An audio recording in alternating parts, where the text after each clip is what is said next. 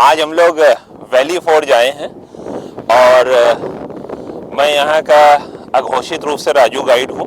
तो जितने भी लोग आते हैं उन सबको वैली फोर्ज हम जरूर दिखा देते हैं। एक वजह कि ये ऐतिहासिक है, दूसरा यहाँ कोई टिकट नहीं है जो कनपुरिया रीजन है, हर एक को नहीं बताते हैं।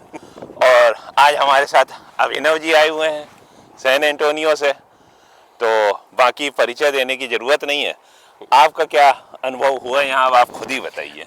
नहीं, ऐसा लग रहा है यहाँ आकर कि हम इतिहास के किसी पन्ने के साथ साक्षात्कार कर रहे हैं। ये जो हमारे पीछे बैरक्स बने हैं, आज से 250 वर्ष पूर्व जनरल वाशिंगटन की आर्मी जो है वो यहाँ रुकी हुई थी। जब चारों तरफ ब्रिटिश सेना उनको घेरने की कोशिश कर रही थी तो वो यहाँ रुककर अपने आप को पुनः ट्रेन किया उन्होंने, और अमेरिका की स्वतंत्रता के लिए एक बहुत बड़ा अध्याय यहाँ पे रचा। ये जो वैली फोर्ज है, इसको ऐसा मानते हैं कि जो अमेरिकन आर्मी है उसकी शुरुआत भी यहाँ से होती है। तो ये एक बहुत ही विशिष्ट स्थान है। मैं अतुल जी का और आदरणीय भाभी जी का धन्यवाद करना चाहूँगा कि वो मुझे यहाँ लेकर आए और इतनी सुंदर जगह देखने का अवसर प्रदान किया है। ये जो बैरक हैं जो पीछे बनी है, अब खास बात ये है जो मैं कई लोगों से बोलता हूँ कि इनको रिस्टोर किया गया है और यहाँ पे वीकेंड से वॉलंटियर आते हैं, इसको वैसा ही रिस्टोर करने की कोशिश करते हैं 1777 में जैसा ये रहा होगा। और हमें अफसोस होता है, हम लोग जब लखनऊ कानपुर के ऐतिहासिक स्मारक देखते हैं तो वहाँ पोस्टर लगा देते हैं। सरकार कितना कर सकती है, ज़्यादा नहीं कर सकती। लोगों को खुद ही अपनी हिस्ट्री प्रिजर्व करने पे ध्यान देना चाहिए। हाँ, ये जो आपने बात कही, तो ये इतिहास को हम किस तरह संजो के रखते हैं। क्या इतिहास को हम केवल अपनी पाठ्य पुस्तकों में संजो के रखते हैं, या हम इतिहास को अपने जीवन के एक भाग के रूप में संजोते हैं, एक ऐसे भाग के रूप में जिसमें हम उससे सीख लेते हैं और आगे बढ़ते हैं। भारत का इतिहास तो बहुत लंबा और चौड़ा है और बहुत सारी सीखें उसमें निहित हैं। काफ़ी सारी सीखें हमें उन ग्रंथों में जो तब से आज तक हमारे साथ चल रहे हैं उनमें आई हैं।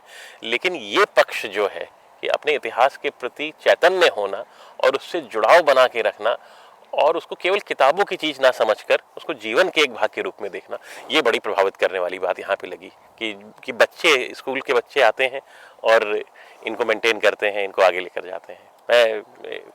It's a very humbling experience I will say to be here.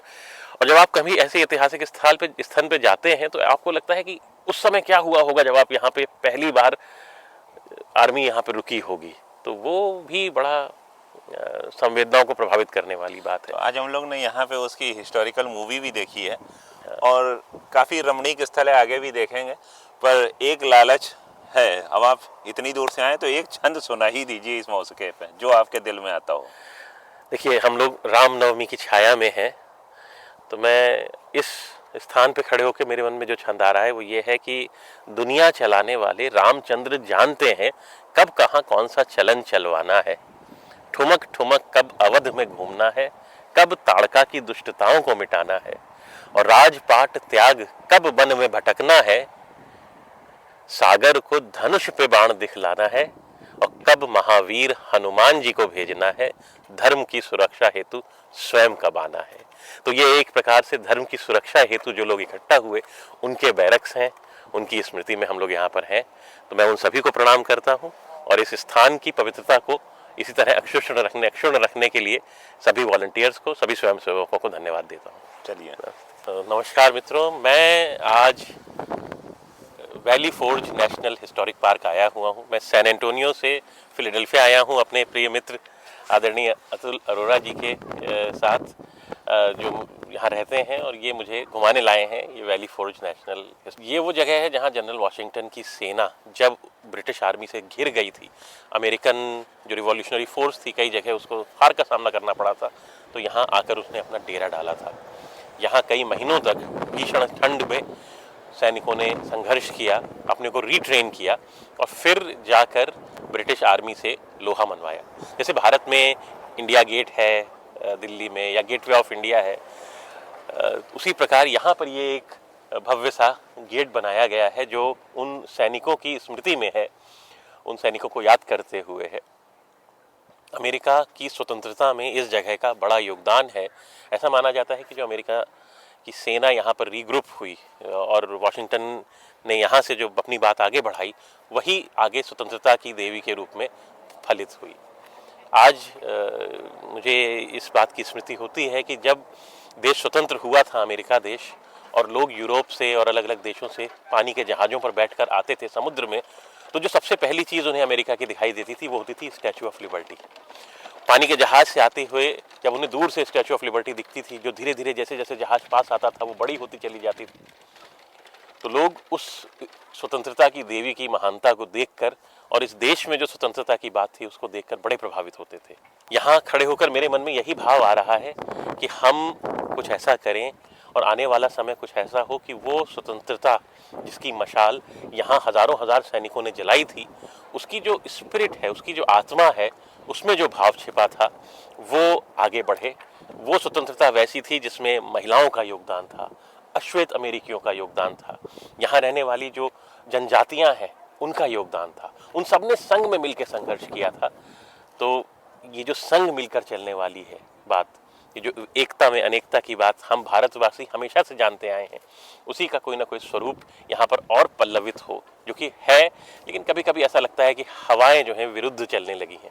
तो यही प्रार्थना है कि सब लोग सर्वे भवन्तु सुखिनः, सर्वे सन्तु निरामयाः, सर्वे भद्राणि पश्यन्तु, मा कश्चित् दुःखभाग् भवेत्। ओम शांति शांति शांति। अतुल जी, अभी आपने स्टैच्यू ऑफ लिबर्टी की बात की, एक हम वीडियो लाएंगे। हम लोग एक बार आ रहे थे रूट 322 हैरिसबर्ग की ओर आ रहे थे, बगल में सक्शीना रिवर बहती है और अचानक क्या देखते हैं, वहाँ 50 फुट की सफ़ेद रंग की स्टैच्यू ऑफ लिबर्टी खड़ी है इन नो मैंस लैंड। वहाँ कोई बोट से जा भी नहीं सकता। तो क्यूरियोसिटी हुई तो पता चला कि ये इस साल 250 साल पूरे हो रहे हैं स्वतंत्रता के।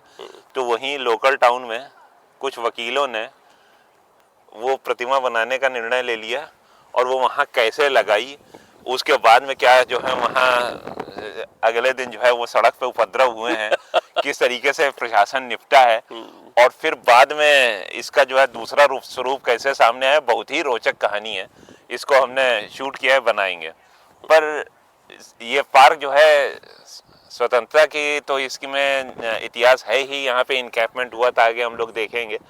लेकिन यहाँ पे मैराथन रेस भी होती हैं, बच्चे आते हैं और जो वॉलंटियर्स हैं यहाँ पे वो उसी ज़माने की ड्रेसेस पहन के और उनको पूरा डेमोन्स्ट्रेशन देते हैं कि किस तरीके से उस समय खाना पकाया जाता था, सेना ट्रेन होती थी, मार्च होता था, और इवन महिलाएं भी जो हैं वो 200 साल 250 साल पुराने वस्त्र पहन के उसी तरीके के विन्यास में उनको सब दिखाती हैं।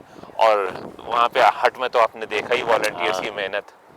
तो अपने इतिहास को संरक्षित रखने का बड़ा सुंदर प्रयास रहता है, मुझे तो इस रूप में लगता है। आप अपने इतिहास को दूर कर दें, बल्कि या उसको अपने जीवन में शामिल कर लें। तो यहाँ आके ऐसा लगता है कि वो जीवन का एक भाग बन गया है। आज जैसे आप बता रहे हैं मैराथन रेसेस होती हैं, बच्चे आते हैं, बच्चे प्रोजेक्ट्स करते हैं, यहाँ पर साफ सफाई की व्यवस्था रखते हैं, बहुत ही सुंदर।